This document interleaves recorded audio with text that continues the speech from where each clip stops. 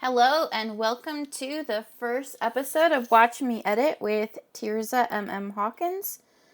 I am a self-taught editor. Most everything that I know about editing I learned from paying attention to the way that my editors, of which I have 3 amazing editors that I have worked with. So I've learned from them and have developed my own style of editing, which I'm going to show you now. I really hope that this can help some indie authors learn how to improve their work on their own. By watching these videos, you might learn how to be a bit better at self-editing and writing in general, and that might help you negotiate better rates with any editors that you work with. I also offer editing services if anyone is interested in those from watching. And I'm just really excited to get in here and start this channel. I hope you find it useful. I know that not everyone's going to agree with my style of editing. I really like to do both developmental and line editing at the same time. And some people are going to tell you that that's not a proper way to do it. But this is how I do it, and I've had a lot of happy clients that enjoy the way that I edit. It does save them a little bit of time and money to just have one main thorough edit. You could potentially want somebody to do some light line edits after you go back through the kind of editing that I do, especially if you've added a lot to it. But again, that shouldn't be at an extreme rate. If you've paid attention to the feedback and applied a lot of the suggestions, then it should help you save some time and money by just doing it all in one big step. So again, not everybody's going to agree with that, but you know, some people are going to really enjoy my editing style, and hopefully you can learn a lot from this. So this is a book I have previously, well, this is a shorter story. This was written for an anthology, so it's 16,000 words approximately. I've only read this first chapter,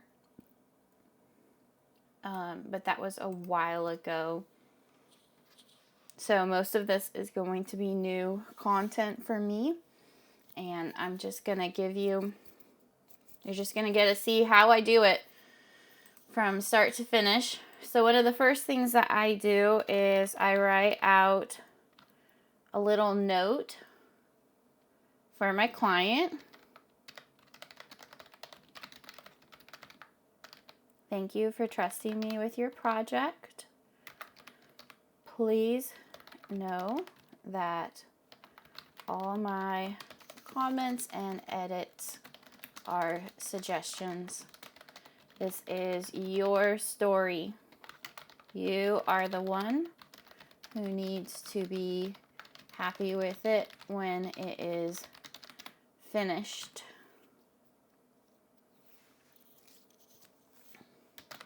Feel free to reject or ignore anything that doesn't feel genuine to you and your story.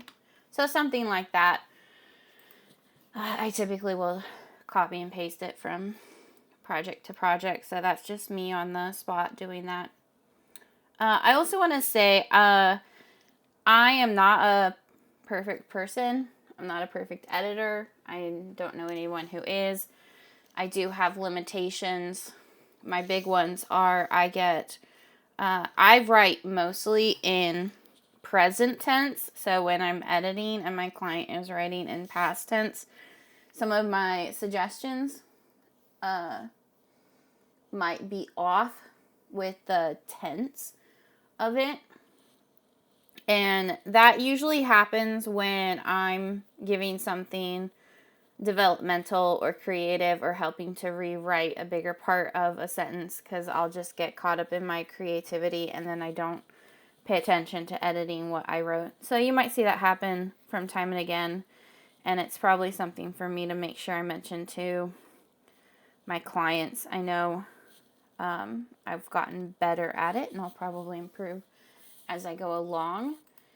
And the other thing is, I'm really not familiar with omniscient viewpoints. So I would not be the best person if you have a story written in an omniscient viewpoint.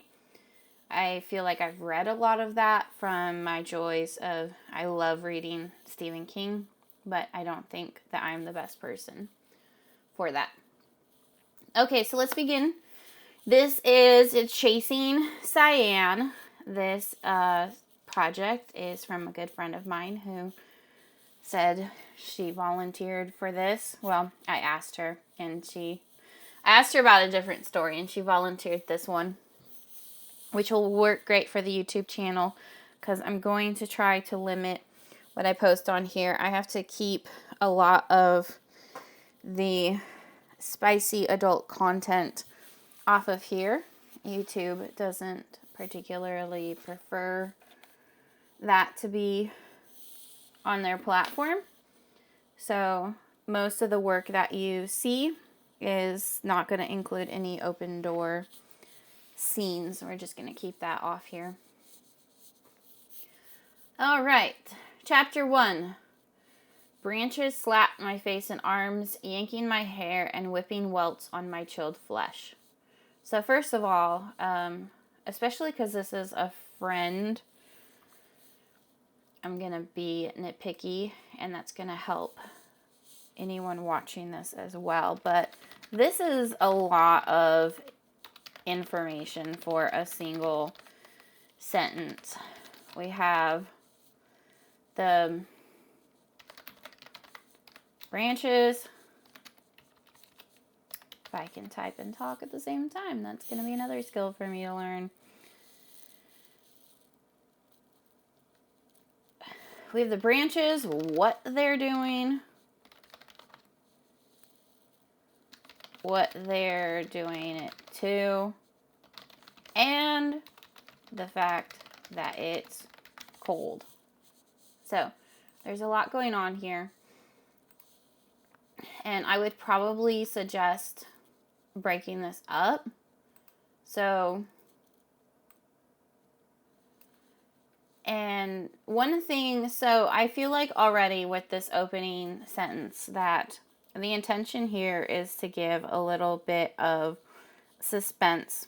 And one of the helpful things, one of the ways that we can create suspense, so this seems like a suspenseful opening. One of the best ways to create suspense is to write shorter sentences. So I would definitely break this up. I'd also it falls a little flat. So what can we do? We could suggest something like angry branches. Slap my face and arms, yanking my hair,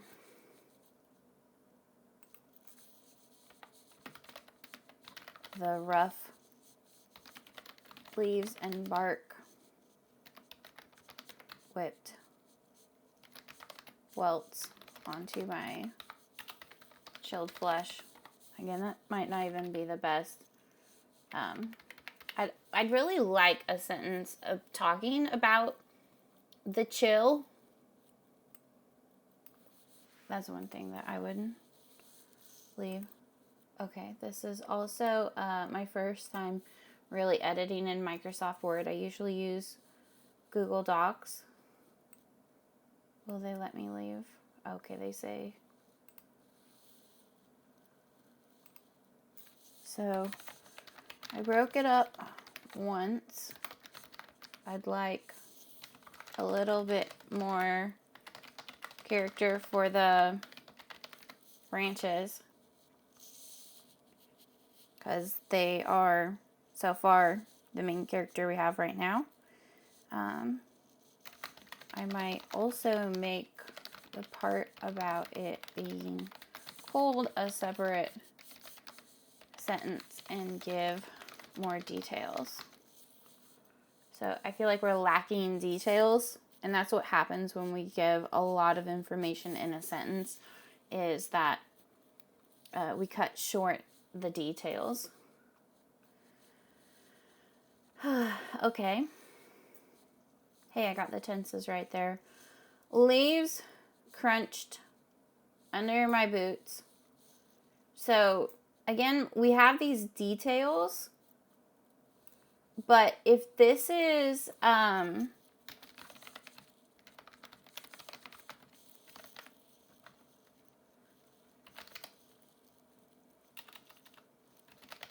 let's expand on them. We have good details here, but let's expand on them. If it's a cold night, the sound would be really echoing. And that can bring some more, you know, like suspense, fear, things like that to the scene. So I would suggest more details there. And then, again, like, make this a separate sentence. Also, you don't know what the vines and roots are thinking. So rather than,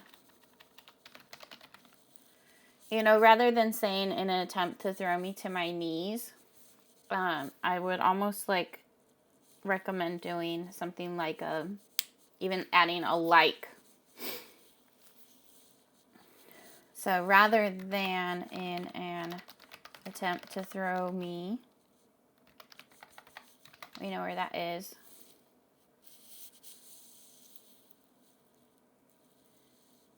So they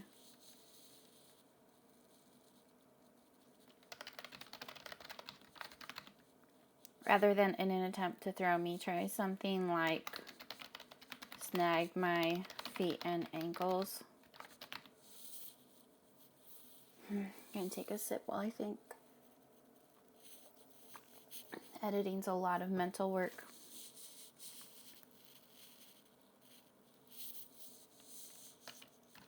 I don't know, like a saboteur trying to bring me to my knees. Or throw. They did use throw, so we could keep that.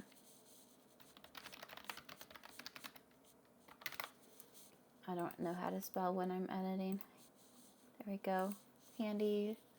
So this is just, the intro for something that we want suspenseful like this. We need to shorten the sentences and let's really get in here with some details. We have the leaves crunching, but that would be like an echoing sound that would be really, it's kind of scary outside in the dark when it's cold and still. And every sound just carries and echoes back. Again, the forest wanted him to catch me. It was on his side. See, now you're going to think she's leaving comments on every single thing, but we just really want this to hit in the beginning. So let's make this hit.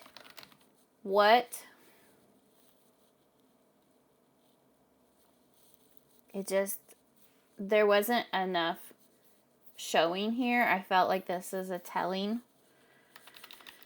So let's make this hit. This is telling.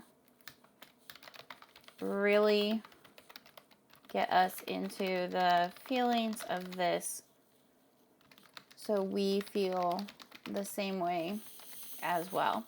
And again, so I might leave some comments like that for an author, because they probably have more details in their head than they put on the paper and didn't show us.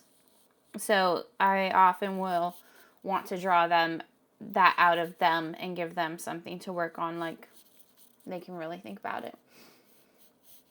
Okay. As my pace increased, so did my pulse. And it's kind of obvious. The steady beat mixed with the constant rhythm of my gait, drowning out all other noise. Well, every sound but his laughter.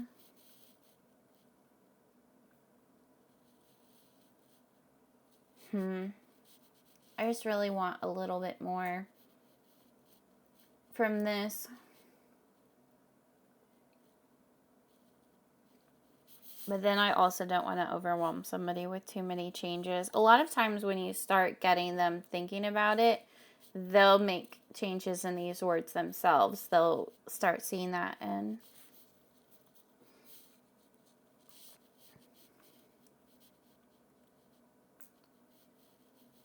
they'll get there themselves. Drowning out all other noise. Okay, so like you didn't actually tell us there was other noises.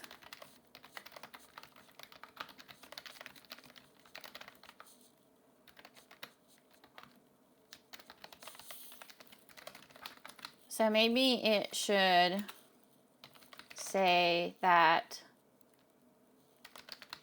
the steady beat and constant rhythm.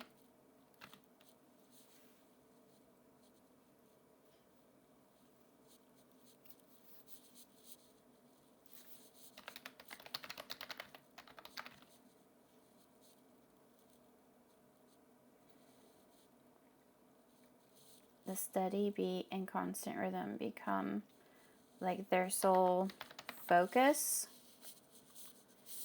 And that would set you up for a really great next sentence of until he laughed. That would bring in some suspense there. That's what I would do with something like this, is like, let's narrow in on this steady beat, and then that laughter is going to hit harder. Stinging nettles ripped into the soft. This sounds like it's bear skin. So I would, and that's where I'm going to assume some things and add it in there. And then, you know, if it isn't bear skin there, then the author can change that and fix it. But stinging nettles ripped into the soft bare skin around my ankles and calves. Drenched in sweat, running for my life, I realized I was off track, disoriented, completely and utterly lost. So this is telling.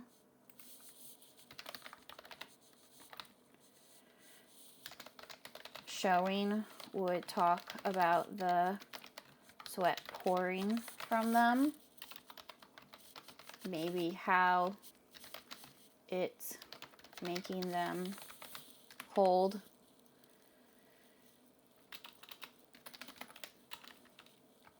Despite the exertion.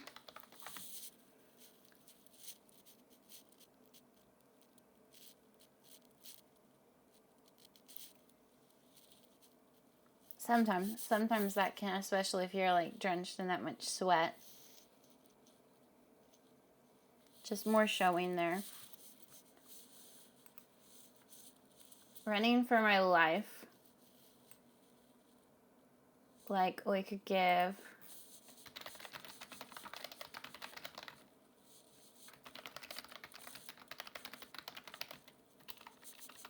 us a little bit of what they're worried about, what could happen if they get caught or what they think might happen.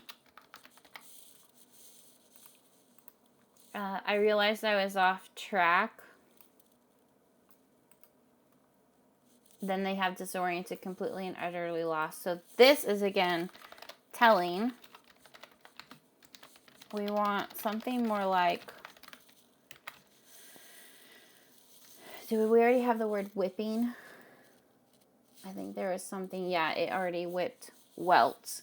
But like, so we can't use like whipping her head back and forth.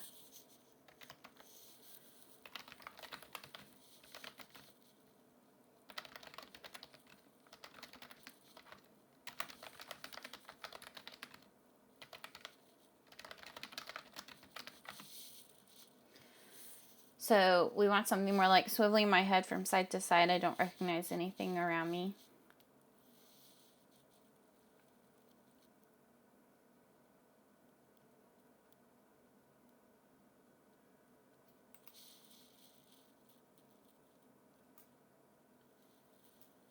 Disoriented. I would probably disoriented, completely and utterly lost. All right. No time. I think they got the picture. I think this is the important beginning. We've just gotten, all of this right here. This is what really needs to be on point to suck a reader in and make them care about the rest of this. That's what we're trying to accomplish here, is getting the reader to care about continuing the story. So you want that first part to really hit, really make us feel like we're there, that we're the ones that are drenched in sweat, that we are completely and utterly lost. I might even ask, like, here, how does this make them feel? That is one of the questions I ask my authors a lot. Okay.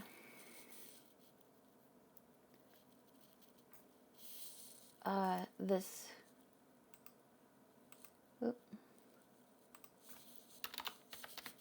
didn't would be the past tense here, wouldn't it? Didn't recognize. No time to dwell on that, my dear.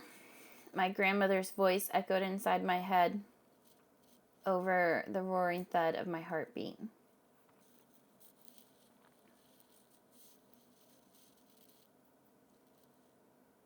I almost feel like that sentence would be stronger if it had come first.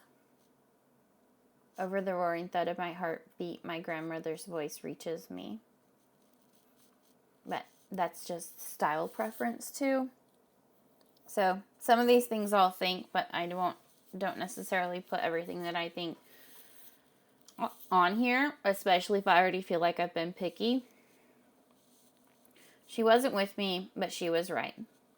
Slowing or stopping would give him a chance to catch up.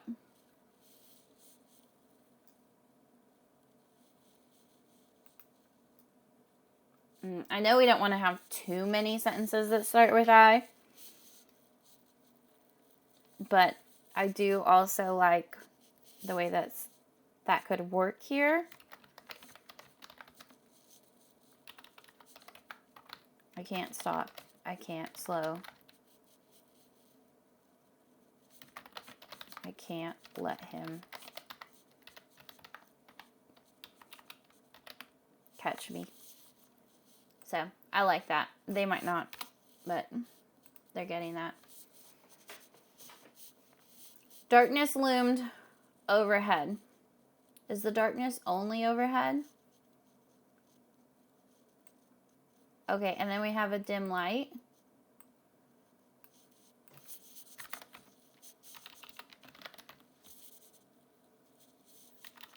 Whoops.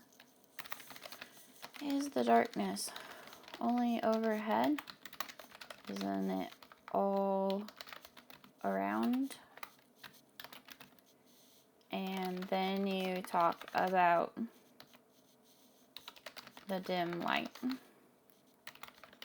You could set the scene for this a little better. Give us an exact feel for the woods. A reminder that soon I was running out of time to escape. So it's like, what I'm understanding is that the light is dimming. That would make more sense. In the dimming light.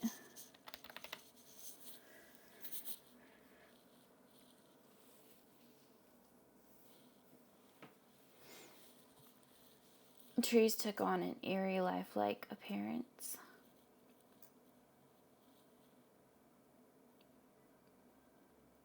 Okay, so why are we running out of... Is this because it's going to get too dark to see?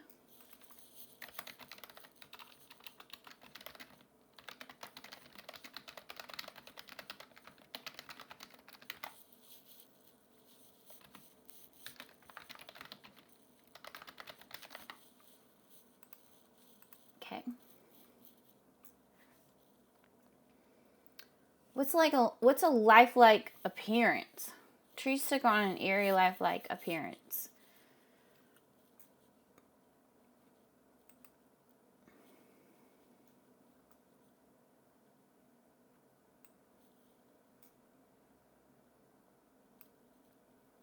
Their limbs morphed into hands reaching to capture me.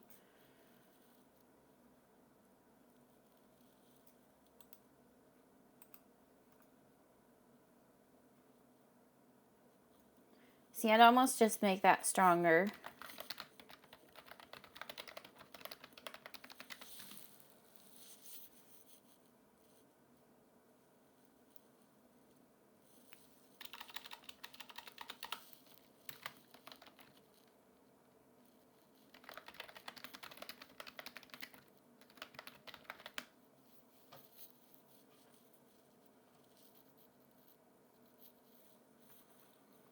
So I have, in the dimming light, I was convinced the trees were alive. That's not quite what I'm going for. But just something about how they were more, like, just lifelike appearance doesn't do it for me. Maybe we could go with this. I'll give them this.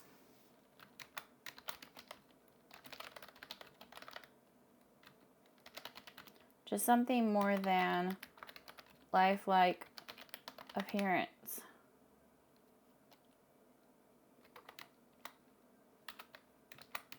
Is really what I want. Their limbs morphed into hands reaching to capture me. Howling wind whispered secrets in the rustling leaves, a warning of what was to come.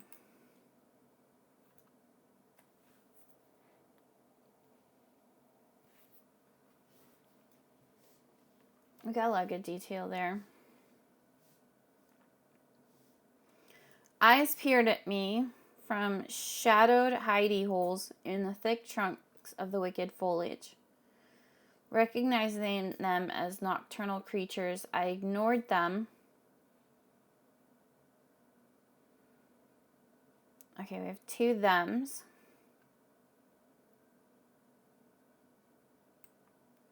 So a lot of times what I will do is just add some highlights. I hope those are as easy in Microsoft Word to get rid of as they are in Google Docs, because it does it as a review for you to... But it could just be like recognizing nocturnal creatures even. I ignored them and continued the unforgiving pace of a person running for their life. Okay, but isn't this person running for their lives?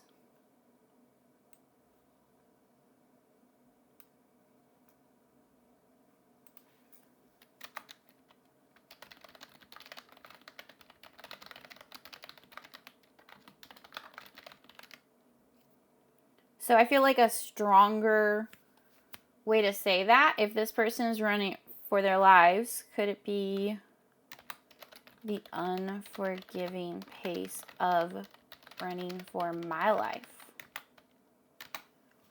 That's what I would think it would be better. If I slowed even a fraction, he would catch me. So I'm putting that on its own line just to emphasize it.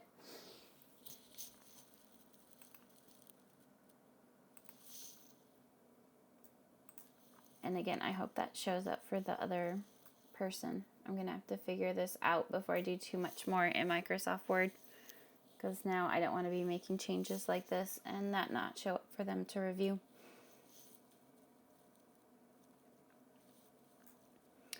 Who, one of the owls called, as if in response to my inner thoughts. Somewhere nearby, a fox cackled as if he knew my fate. The fading sun disappeared beyond the gathering storm clouds, followed by a sudden burst of lightning and booming thunderclap. I screamed and flinched.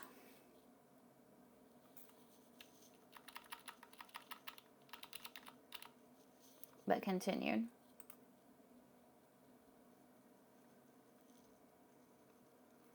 You could even say, like, startled.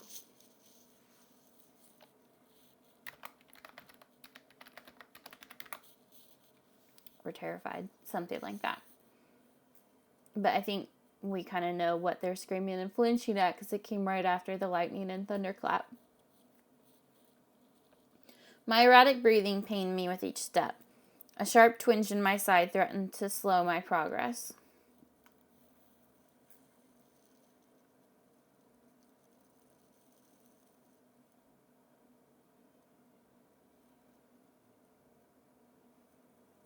This could be more active. My erratic breathing pained me with each step.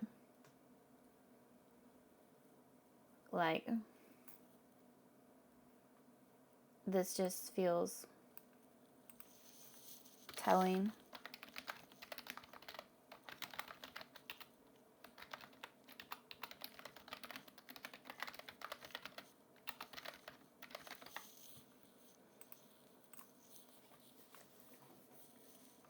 Keep going. You got this. Don't look back. Never give up. My inner cheerleader sounded winded too. How long could I keep this up?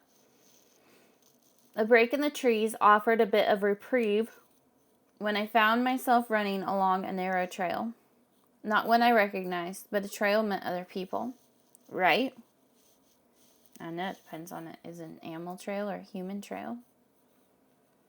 The chill in the air grew harsh, burning my nose and ears. So she already used chilled earlier.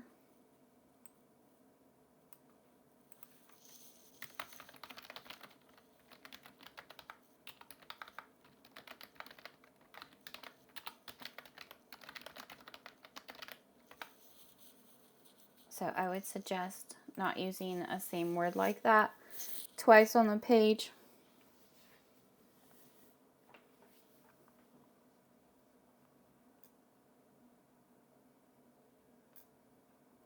Also, I do more line edits, I think, as I get better at this. Right now I'm doing a lot of developmental. But again, like if that's what the story needs and something needs to be fleshed out more before the line edits can happen, like that is one thing that happens too. Alright, the chill in the air grew harsh, burning my nose and ears. Though parts of my clothing were drenched in sweat, my skin was icy and covered in goosebumps. Now it's only parts of clothing. Also, we have drenched in sweat.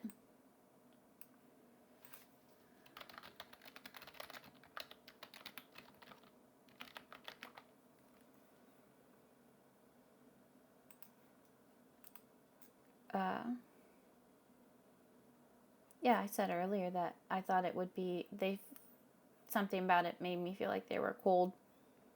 Skin being icy and covered in goosebumps.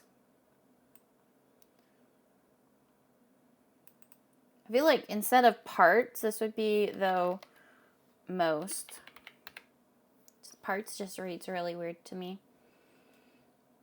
My skin was icy and covered in goosebumps. Were those from the cold or fear? Did that matter? No. All that mattered was staying ahead of him. But it was becoming more difficult with each breath.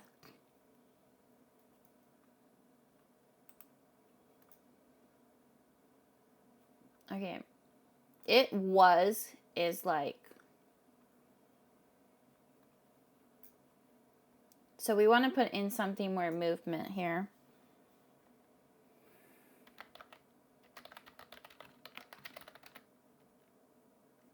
I'm pretty sure we already have the word pace, don't we?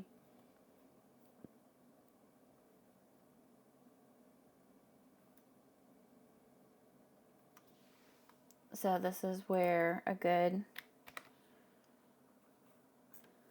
want to know if we've already used pace. Yes, as my pace increase. So, okay. So instead of pace, but continue at this speed. That's just where avoiding the it. Like, the it just subtracts. There's nothing that it's adding to it. We want to really put the person here. And what this character is worried about is that they can keep going. So using the it there just takes away from that when we could actually add something here. So all that mattered was staying ahead of him. But continuing at this speed was becoming more difficult with each breath, each step, each moment. My body couldn't take much more.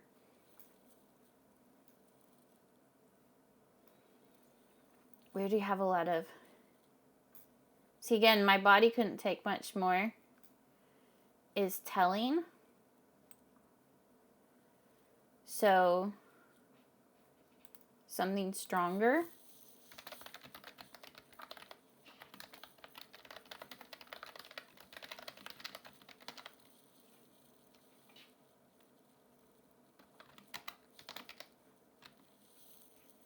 We don't have any.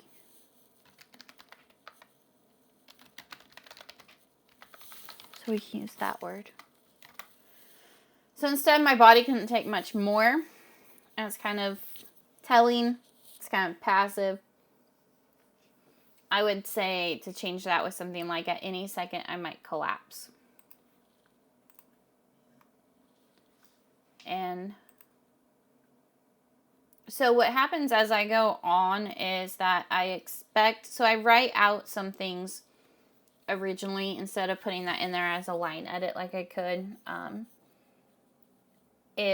like to let people know what they're doing so that later on I can just tell them this is telling. Like, this is telling, make it more, like, show us, make it more active. All right. Moving on. A dark shape crossed my path and stopped, yards in front of me. For a split second, I just knew I was caught. As I did... Oh, we have speed. Okay, we can't use speed. But this could be slowed. Just because I already said speed up above.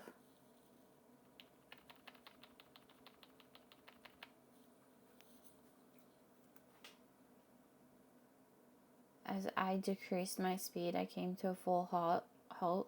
Okay, see, that actually I don't feel like is needed at all.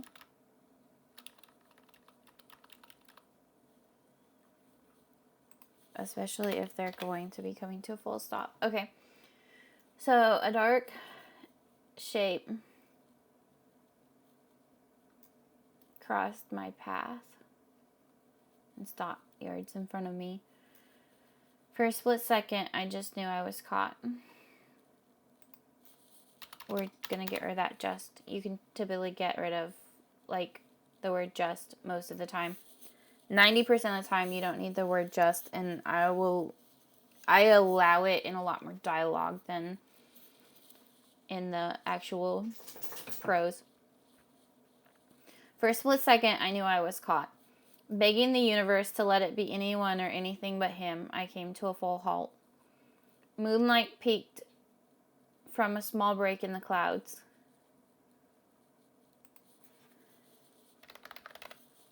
That reads weird to me. Might not somebody else, but these are all just suggestions. Moonlight peeked through. We still need the A. A small break in the clouds, casting a low glow on the trail. Before me, did we already use loomed?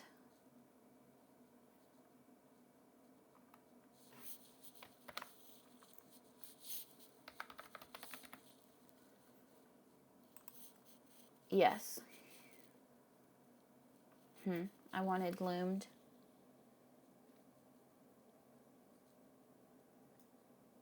I'm trying to get rid of this was. Again, it's like the it and stuff. Was is not your best word.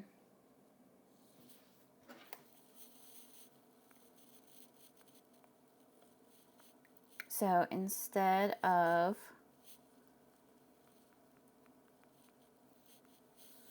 loomed, we could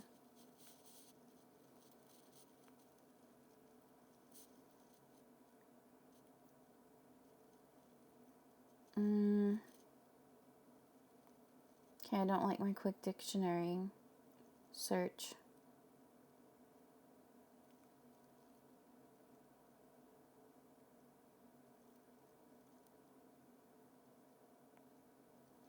I try to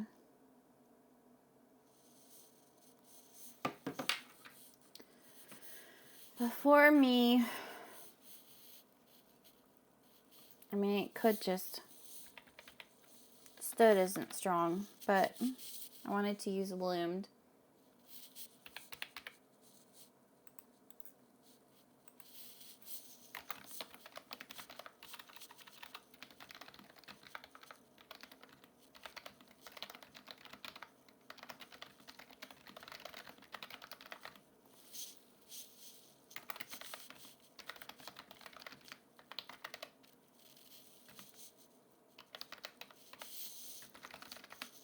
So that's where I'm going to be like, all right, author, what do you have in your head for this? Because stood isn't great.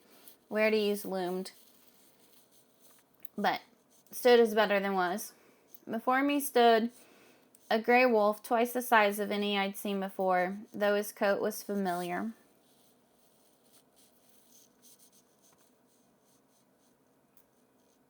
A whisper of a memory slithered through my head, just out of reach. Have I seen this wolf before? We just said of any I'd seen before.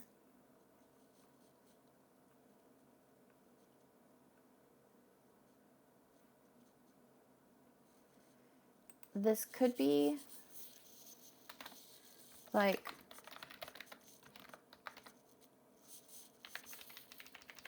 that would get rid of the repetition.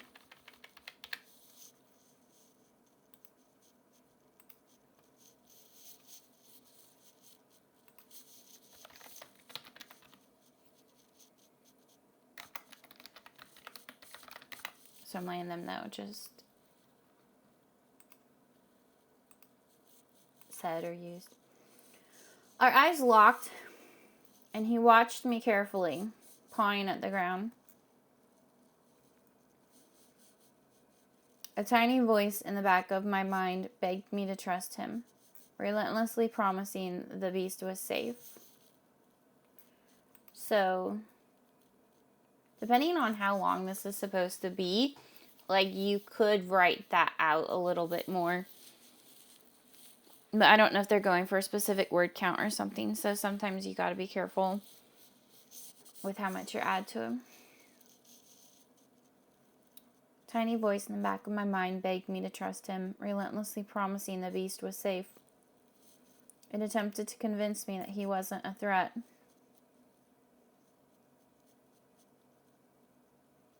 I almost feel like that sentence isn't needed. We know each other. He's a friend. The The wolf's mouth opened in a knowing smile. Yeah, see, this sentence is just repeating what we already said. You gotta kill your darlings. The wolf's mouth opened in a knowing smile. His brows raised and his head tilted, as if questioning how I felt about my inner thoughts.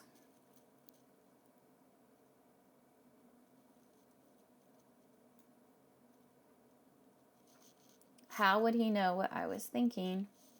Compelled by a mysterious urge, my feet carried me a few steps as my hand stretched forward of its own volition. My heart shuddered with each step, and my breath hitched as my fingers kissed the tip of his coarse fur.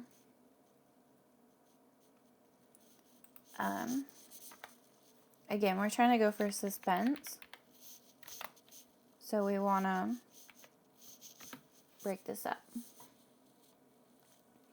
Crunch. I gasped as my head snapped toward the sound. The distraction broke our steady eye contact, which was dangerous with any wild animal. I almost feel like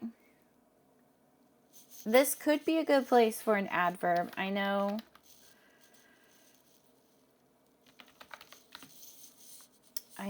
that adverbs are evil, but sometimes they add color. So we haven't had a lot of adverbs, and that's when I would add in. I was remarkably unafraid. Well, not afraid of the wolf, but the noise had been close. This could be like a strange noise. We want to differentiate now that we're calm with the wolf, but the other things are not safe. Too close. My pulse increased as I weighed my options. I feel like we used the word pulse quite a bit already. It's just the second time. But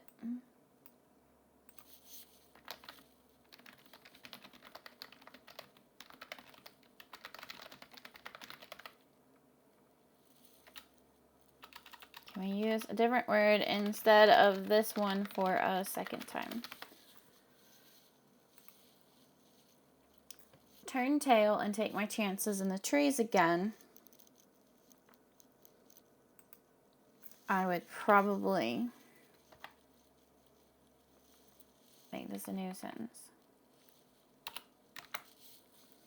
Or stay put and hope the creature scared him away.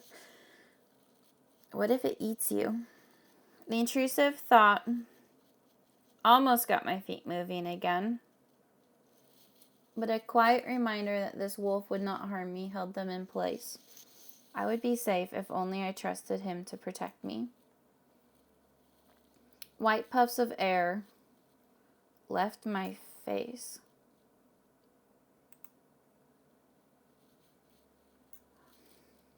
Left my face. That's kind of funny.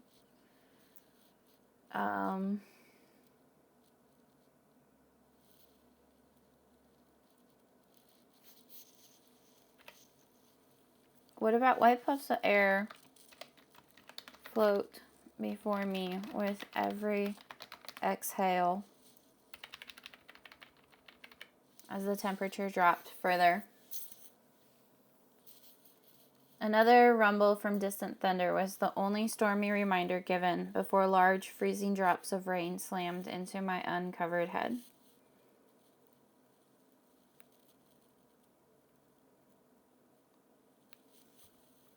This could be a long sentence, but we're wrapping it up here.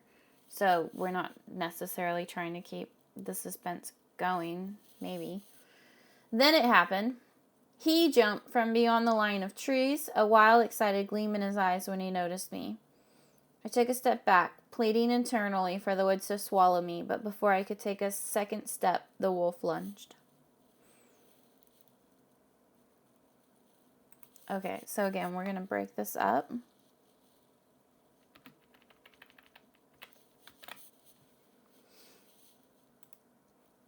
So just a reminder that shorter sentences build suspense.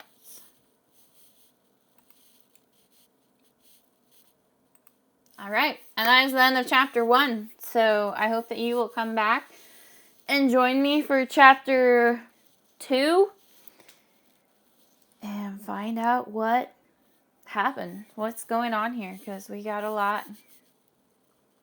And I hope you're not intimidated by how much I marked up this document.